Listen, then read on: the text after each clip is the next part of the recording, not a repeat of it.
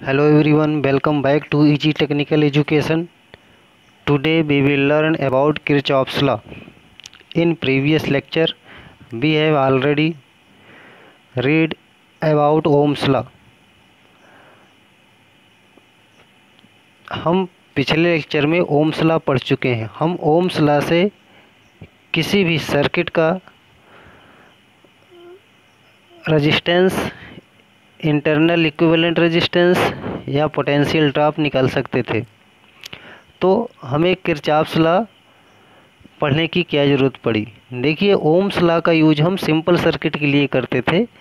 जब हमें complex circuit मिलने लगी तो हम ओम्स लॉ से वैल्यू फाइंड करने में मुझे दिक्कत आने लगी।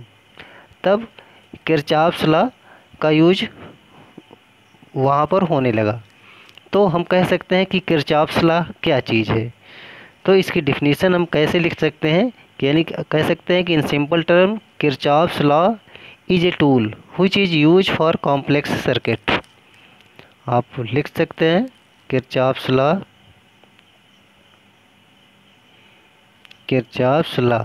Is a tool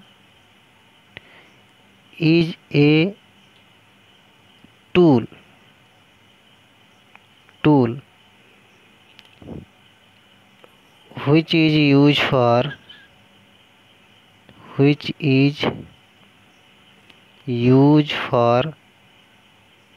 complex circuit।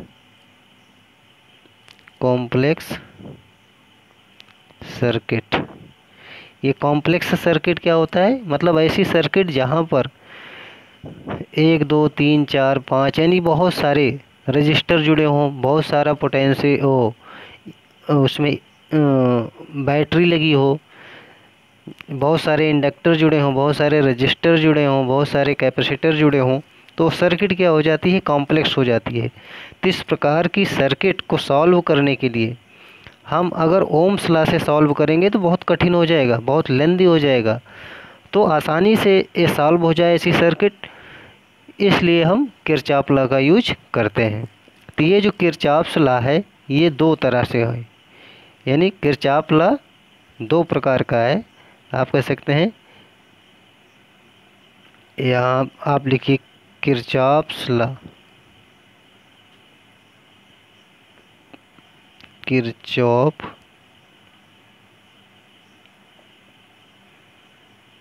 Kirchhoff's law ये दो तरह का है। पहले को बोलते हैं first law and second law.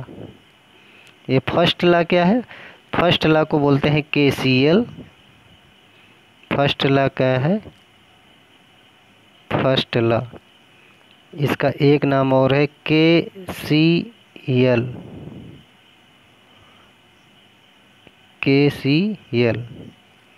या इसको बोलते हैं किरचॉफ करंट लॉ, या इसका एक नाम और है जंक्शन रूल।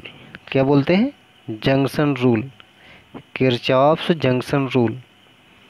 R लिख लीजिए, Kirchhoff's junction rule.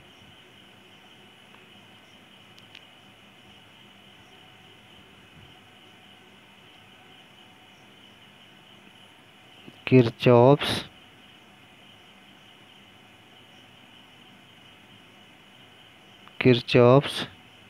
Junction rule,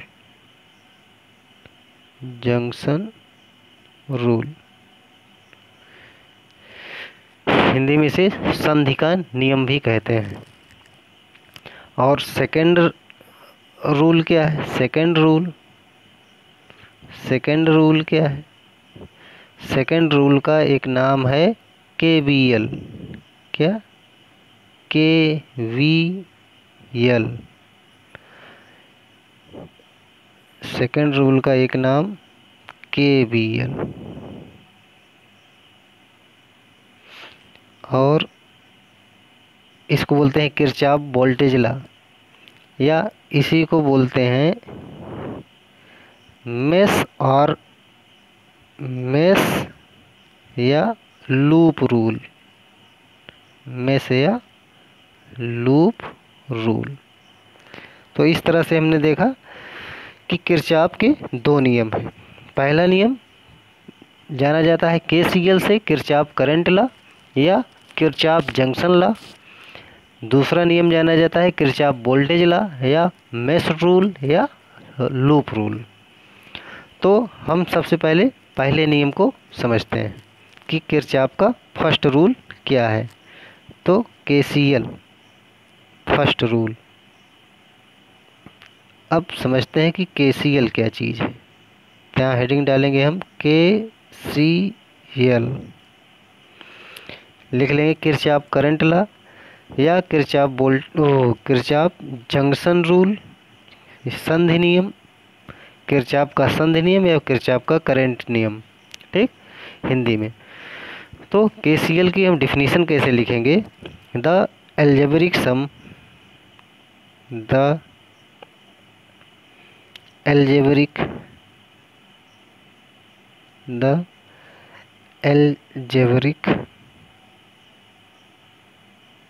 sum, the algebraic sum of all current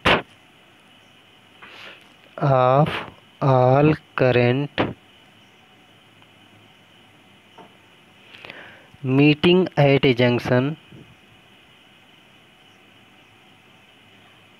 meeting at a junction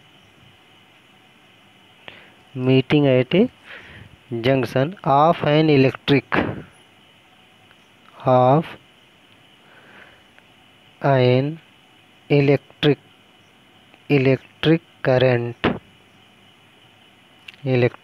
current is zero। फिर से पढ़ देते हैं। The algebraic sum of all the current meeting at a junction of an electric current is zero। The algebraic sum of all the current meeting at a junction of an electric current is zero। देखिए, जैसे आप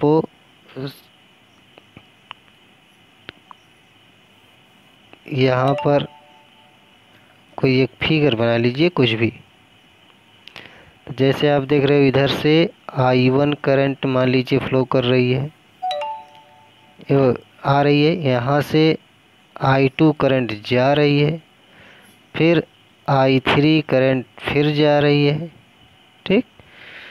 फिर यहाँ से I4 current junction की तरफ जा रही है, फिर I5 करंट जंक्शन से बाहर की तरफ जा रही है। यहाँ पर ये बीच में क्या, ओ आपका जंक्शन है, ये चीज़, ये फिगर। तो यहाँ पर देखिए कह रहा है कि the algebraic sum of all the current meeting at A junction. देखिए कितनी करंटें इस जंक्शन पर मिल रही हैं। देखिए I1 आ रहा है, I4 भी जंक्शन की तरफ आ रहा है, I5 जंक्शन से बाहर की तरफ जा रहा है, I2 भी जंक्शन के बाहर की तरफ जा रहा है, I3 भी जंक्शन से बाहर की तरफ जा रहा है। तो ये कह रहा है इनका एल्जेब्रिक सम क्या होगा, 0 होगा, ठीक। इसे हिंदी में आप लिखना चाहें तो कैसे लिख सकते हैं? पहले हिंदी में भी लिख लीजिए। किसी विद्युत परिपथ में किसी संधि बिंदु पर मिलने वाली धाराओं का बीजीय योग, लिख लीजिए। किसी विद्युत परिपथ में किसी विद्युत परिपथ में किसी विद्युत परिपथ में किसी संधि बिंदु पर, किसी संधि मीन जंक्शन, जैसे रेलवे जंक्शन आप देखते हैं ना, जंक्शन मतलब जहाँ पर एक से अधिक चीज़ें आकर मिले। किसी संधि बिंदु पर, संधि बिंदु पर मिलने वाली धाराओं मिलने वाली धाराओं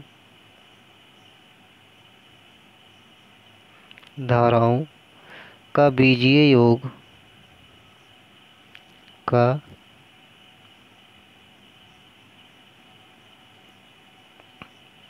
बीजीय योग शून्य होता है। बीजीय योग शून्य होता है।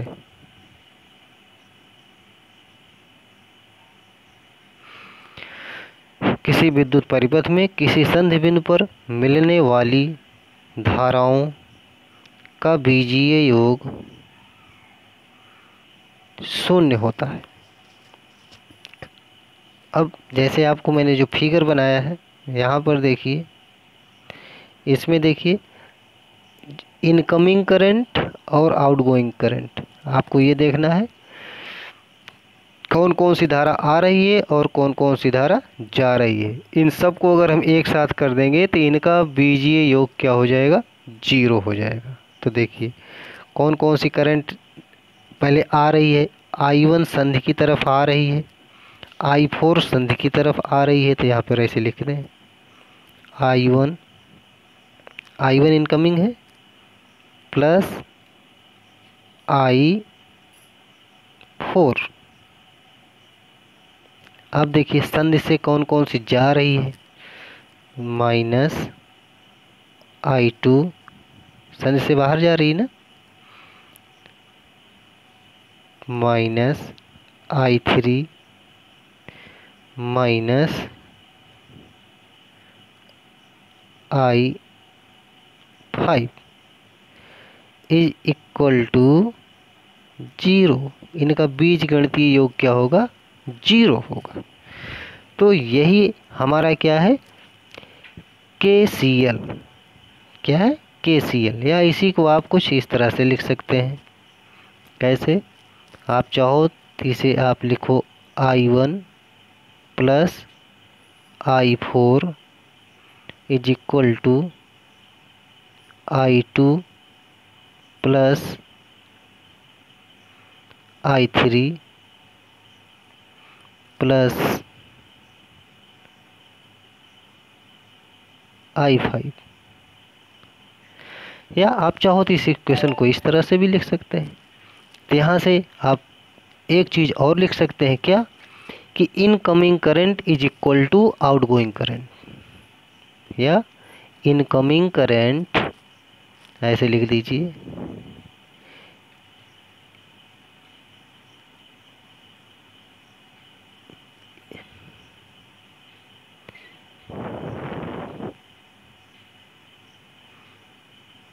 लिखेंगे क्या, incoming current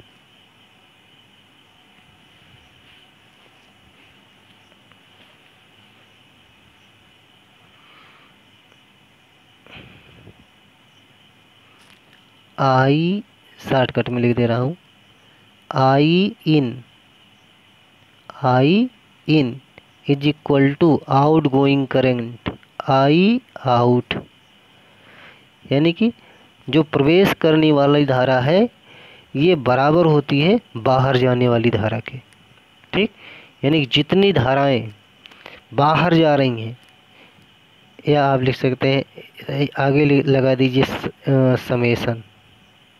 summation sigma. Sigma का मतलब हो जाएगा, या इसी चीज़ को आप लिख कह सकते हैं कि टोटली क्या लिख देंगे, sigma I is equal to 0 shortcut में। या जो करंट आने वाली धाराओं का योग इक्वल टू बाहर जाने वाली धाराओं का योग, आने वाली धाराओं का योग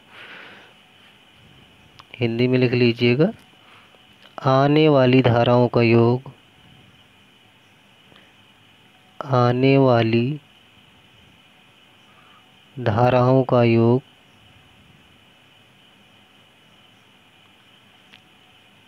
धाराओं का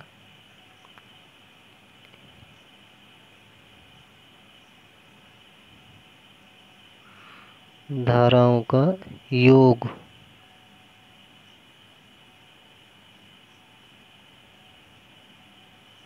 आने वाली धाराओं का योग बराबर जाने वाली धाराओं का योग। जाने वाली धाराओं का योग।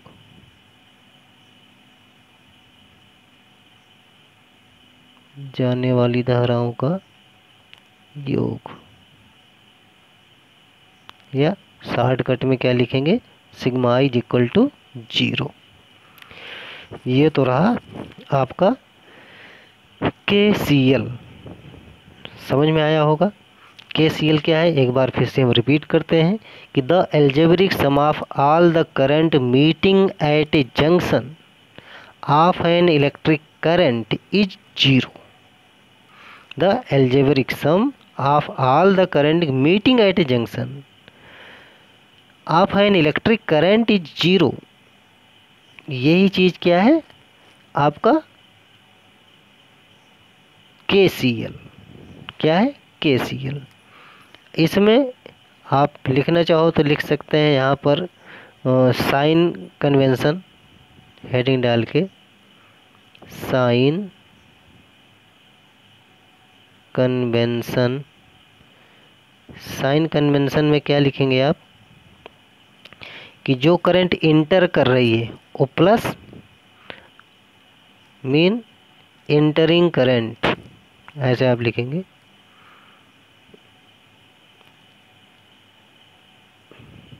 इंटरिंग करंट आई क्या इम्प्लाइज करता है, पॉजिटिव साइन।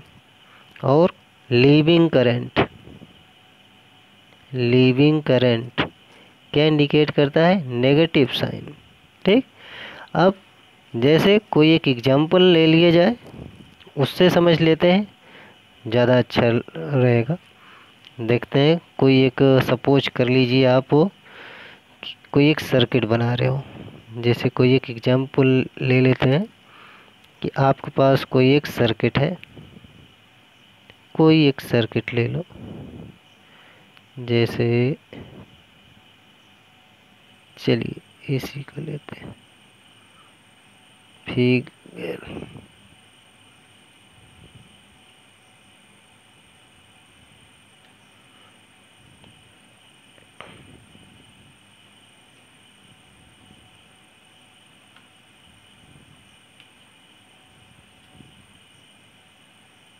चलिए ये आपकी सर्किट हो गई। अब सपोज कर लीजिए यहाँ से इसमें करंट आ रही है जिसकी वैल्यू क्या है, 3 एम्पियर। और एक करंट आपकी यहाँ से जा रही है, इसकी वैल्यू क्या है, 15 एम्पियर।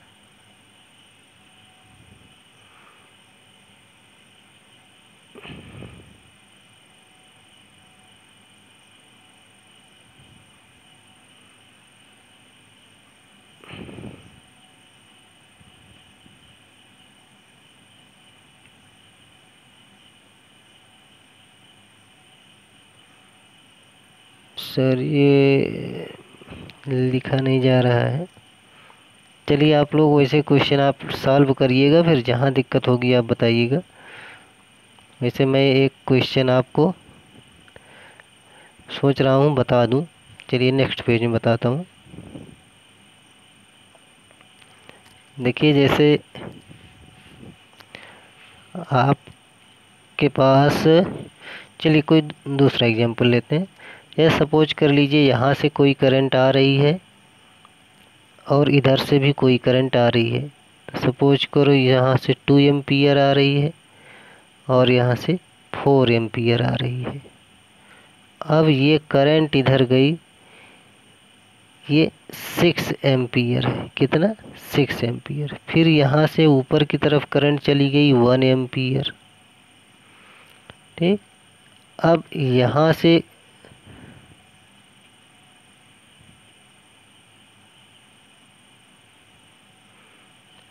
अब इसके बाद यहाँ से फिर करंट आपकी आई, फिर इधर जा रही है 2 एम्पियर।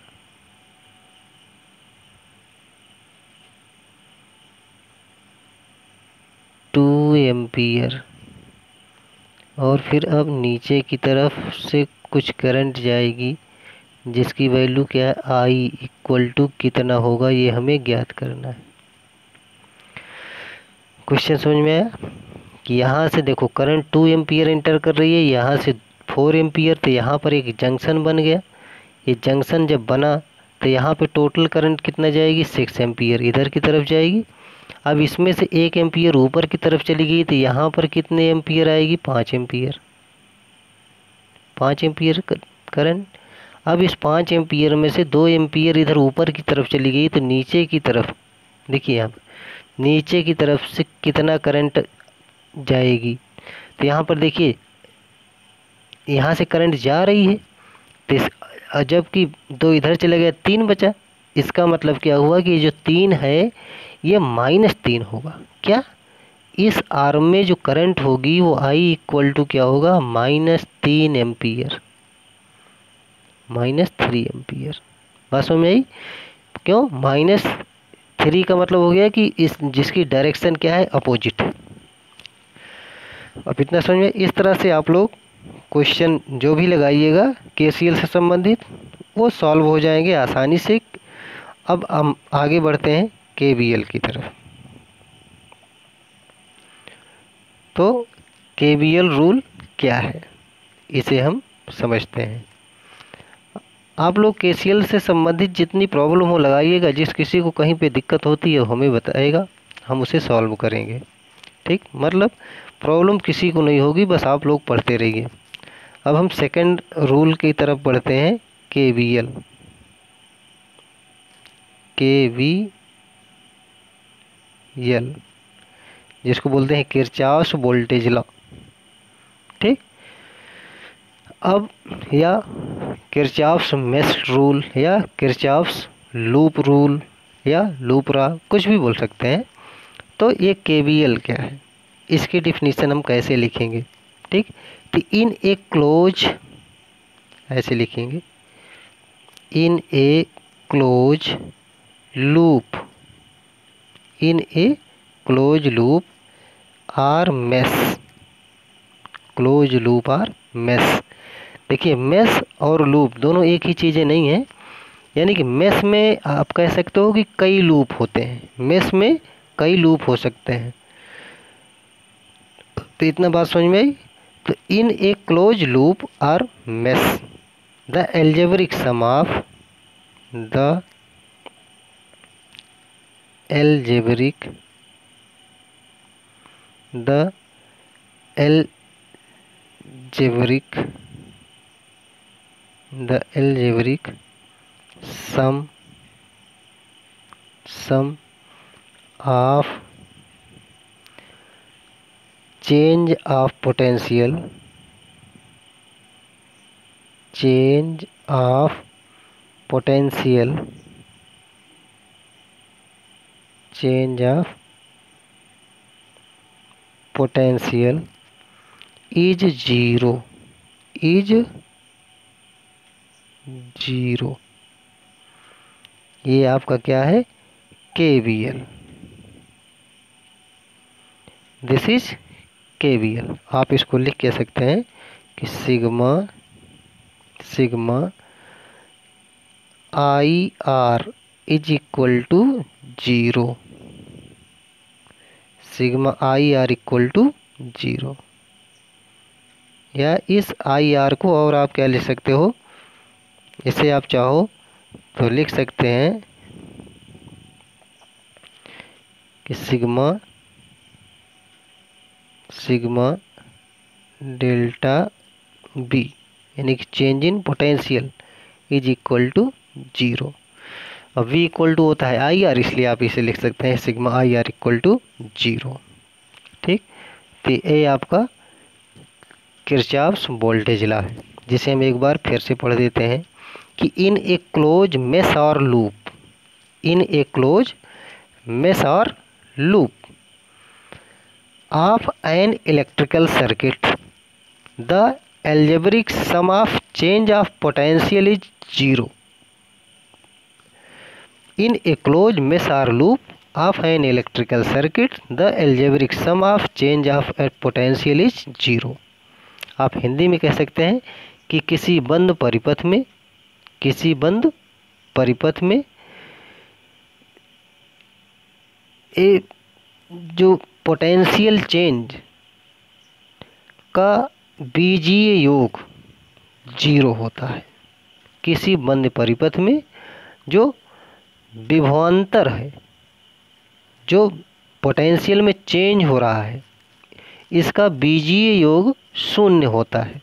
जिसे हम सिग्मा या summation of change in potential is equal to 0 या sigma I R is equal to 0 लिखते हैं। अब हम यहाँ पे इस साइन का हम डिटर्मिनेशन कैसे करते हैं इसे हम देख लेते हैं। मीन सिंपल है कि जैसे अगर हेडिंग डाल लीजिए, हाँ आप लोग इसे हिंदी में भी लिख लिए और इंग्लिश में भी, ठीक। अब हेडिंग डाल लीजिए determination of sine. Determination of sine, determination of sine.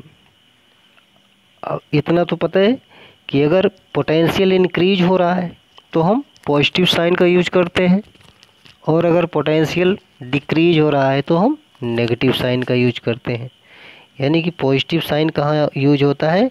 जब पोटेंशियल इंक्रीज हो रहा हो, यानी कि जब पोटेंशियल राइज हो रहा हो। क्या हो रहा हो? राइज। और नेगेटिव साइन का यूज कहाँ करते हैं?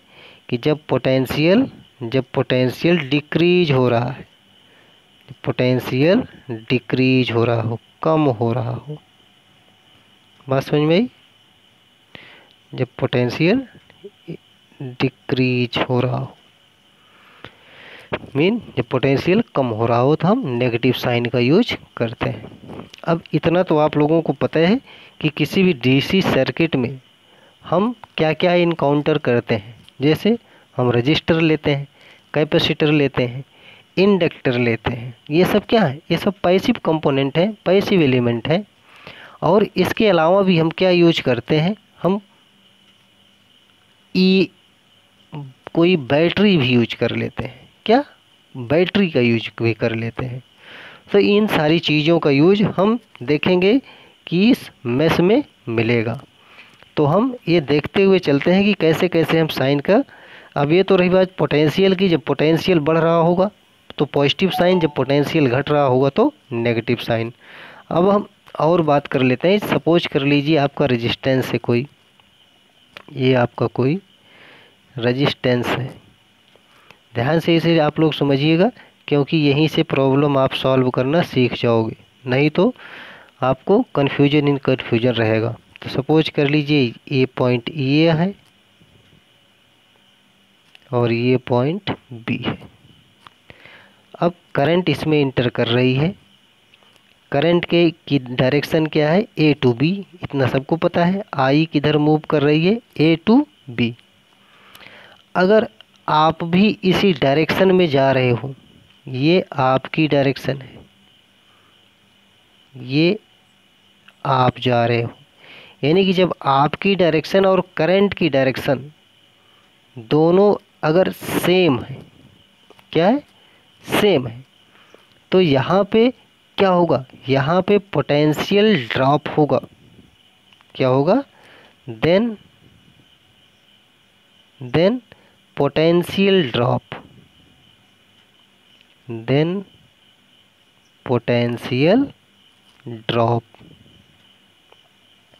तो हम कौन सा साइन यूज करेंगे?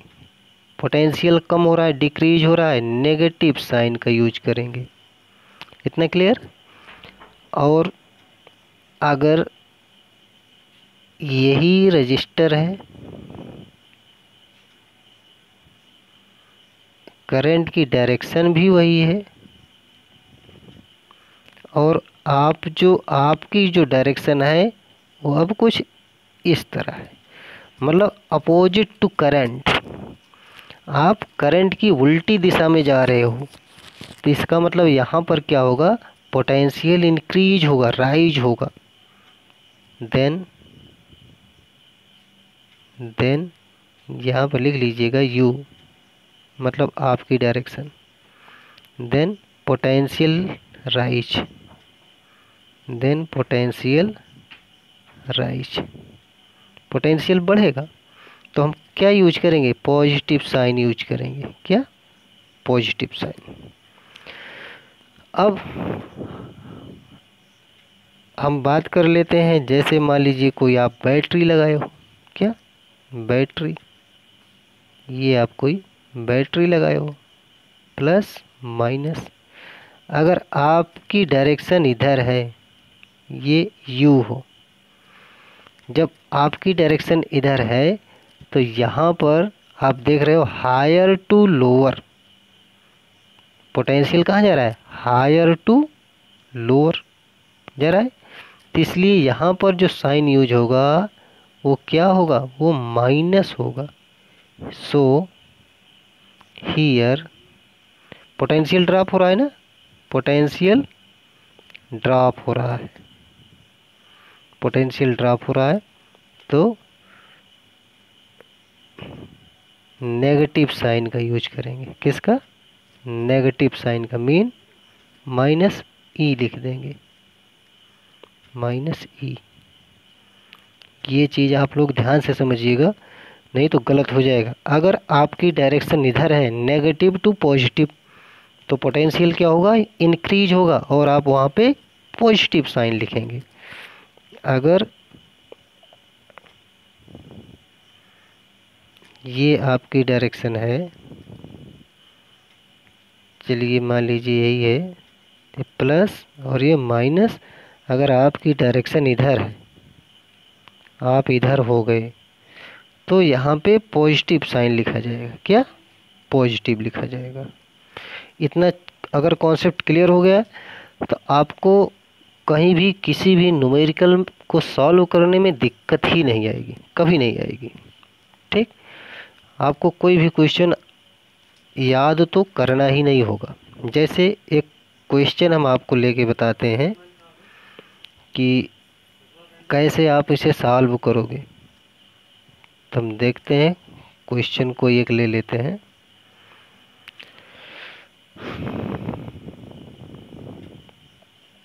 चलिए एक क्वेश्चन देखते हैं।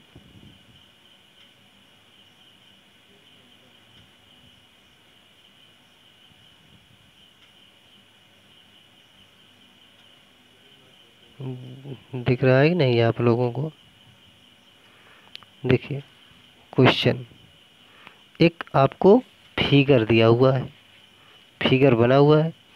इसमें कह रहा है कि किरचॉफ के नियमों का प्रयोग करते हुए दिए गए परिपथ की प्रत्येक शाखा में धारा निकालिए।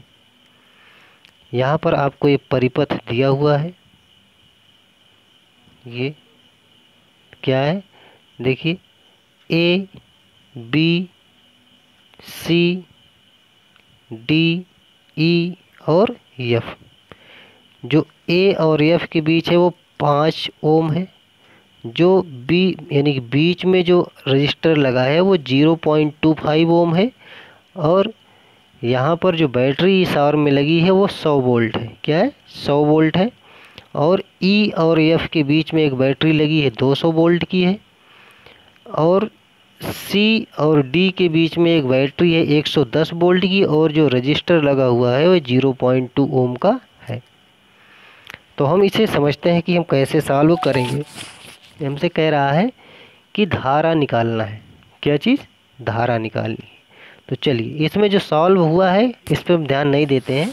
जो भी मैंने आपको नियम बताया सिर्फ आप साइन कर ध्यान दीजिए, बाकी ऑटोमेटिक आपका सवाल सॉल्व हो जाएगा। देखते हैं, देखिए ये आपकी सर्किट है। तो इस सर्किट में आप ध्यान से देखिए, तो मैं इधर मुझे बनाना ही पड़ेगा, चलो बना देता हूँ।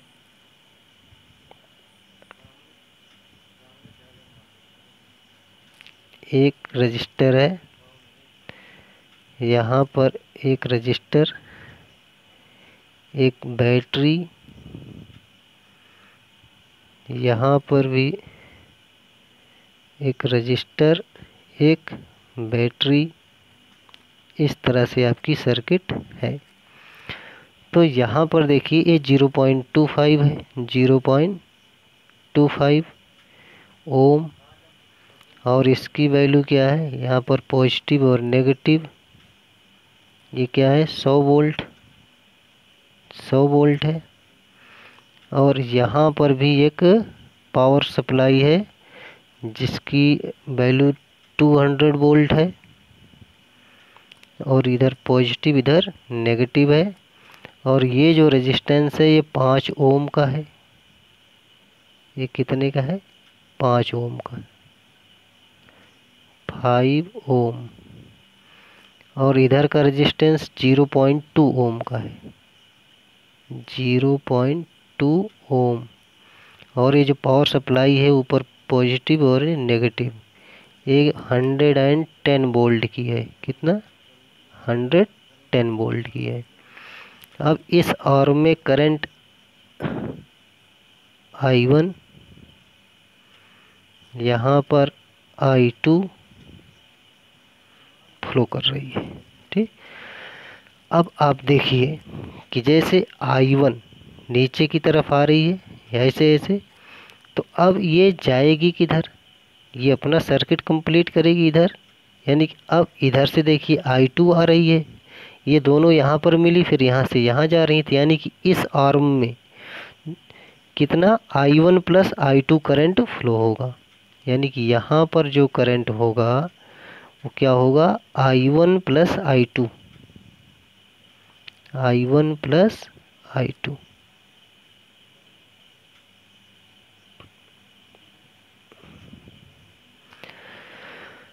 अब यहाँ पर देखिए, आप सबसे पहले इसका कुछ नाम ही लिख लीजिए, जो लिखा है CBA, ऐसे नाम है इसके। और F E, मिडिल वाला E, और ये D, इस तरह से। अब देखिए यहाँ पर आप देखोगे कि 1 और 2 मेष बन रहे हैं, यानी कि 2 इक्वेशन बनेंगे।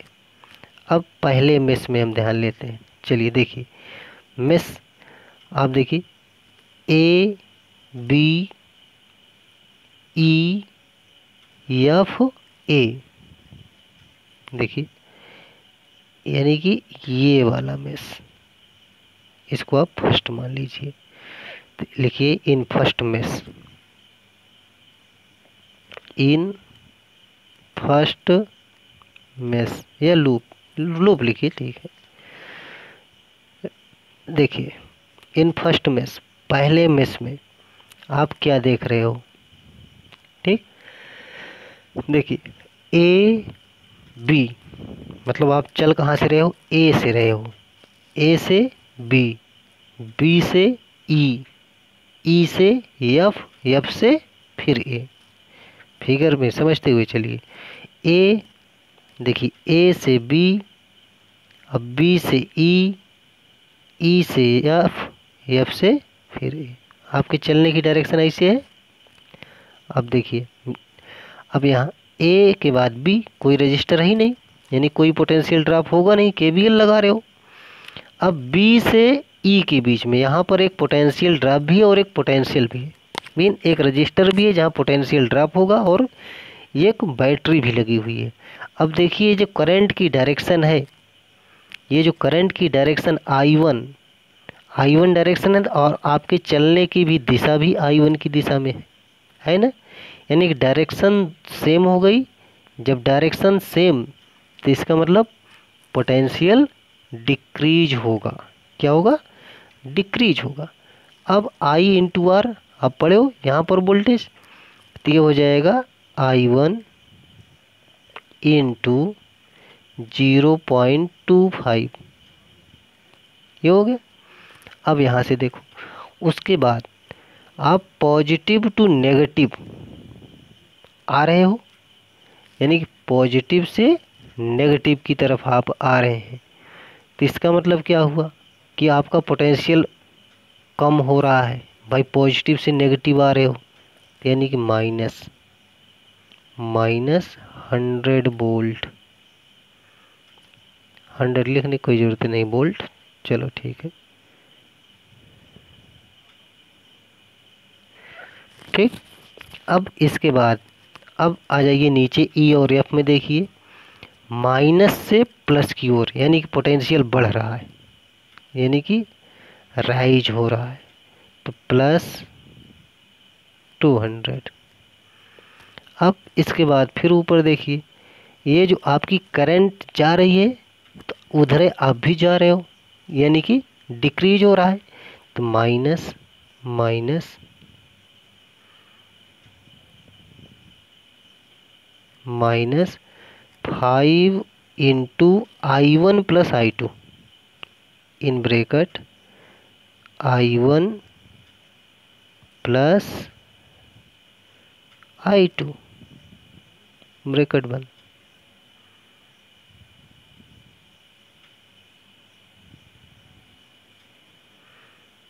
इसको फिर से लिखते हैं, I1 + I2, ये चीज़। अब इससे आप इसको सॉल्व कर सकते हो, यानी कि 0.25 I1, ये -100 + 200 क्या हो जाएगा, +100, यानी कि 5 I1। इसको आप सॉल्व कर लो, 5 I1 और प्लस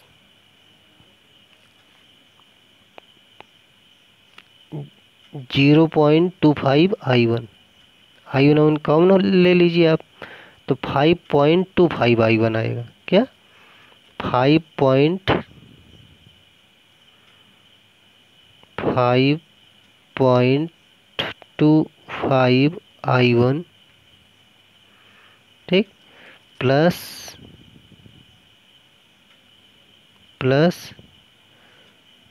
चलिए अब नेक्स्ट पेज पे लिखते हैं, इसको हम नेक्स्ट पेज पे लिखते हैं, या यहीं पे देखिए आ जाए तो फिर से एक बार 5.25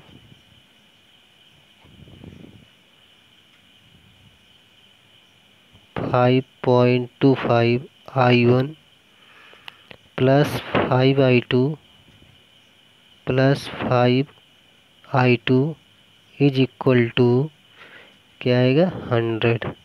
आप इसको इक्वेशन नंबर फर्स्ट कंसीडर कर लीजिए, यानी कि 5.25 I1 +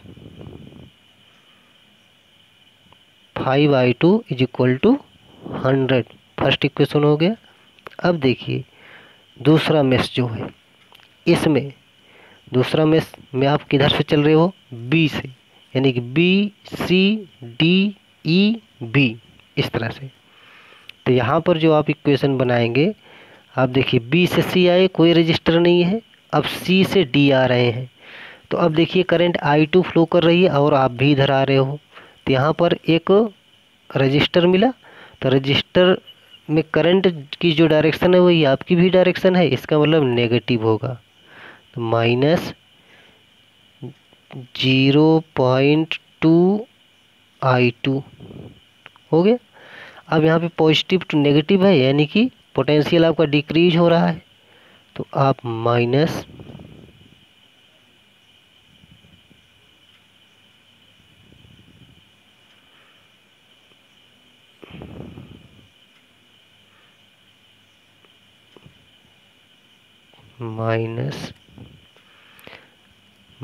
क्या लिखेंगे आप, 110। इसके बाद देखिए आपकी करंट जा रही है। अब यहाँ पर देखिए ऊपर, अब जो ई और बी में आपके पास एक यहाँ पर वोल्टेज लगा हुआ है जो माइनस से प्लस की तरफ है, यानी कि वोल्टेज इंक्रीज हो रहा है, ++110। आप माइनस से प्लस की तरफ जा रहे हो ना। आप देखिए इसमें जो करंट फ्लो हो रही है वो कौन सी है, I1। क्या है, I1। तो यहाँ से आपको क्या मिलेगा, देखिए I1 नीचे की तरफ आ रही है और आप नीचे से ऊपर की तरफ जा रही हो, यानी कि पोटेंशियल आपका क्या होगा, इंक्रीज होगा, यानी कि 0 पॉइंट प्लस में हो जाएगा, प्लस 0.25 I1। ये चीज़ हुआ, ये समझ में आ रही है आपकी बात। अब इसको आप सॉल्व कर लीजिए तो क्या आ जाएगा, 0.25 I1 minus 0.2 I2 is equal to 10। आप इसको इक्वेशन 2 कंसीडर कर लो, ठीक। अब ये इक्वेशन फर्स्ट और 2 से आप देखोगे तो आप वैल्यू निकालोगे, तो जहाँ पर I1 की वैल्यू क्या आएगी, I1 की वैल्यू आएगी 30.43 एम्पियर, और I2 की वैल्यू क्या आएगी, I2 की वैल्यू आएगी -11.9 एम्पियर, ऐसे लिख लीजिए, ठीक। तो ये I1 और I2 हो गई, आपको निकला। अब देखिए 5 ओम वाले रजिस्टर में कितनी धारा जा रही है, I1 प्लस I2, यानी कि लास्ट वाले में, यानी कि इन 5 ओम द करंट, लिखिए the current in 5 ohm resistor कितना आ जाएगा, यानी कि ये 30.43 प्लस 11.9 कितना हो जाएगा, ये माइनस में होगा 11.9, 30 माइनस 11.9 कितना आ जाएगा, इक्वल टू 18, या आप लिख लीजिए 30 माइनस 11.9, 30.43 लिखिएगा, या हाँ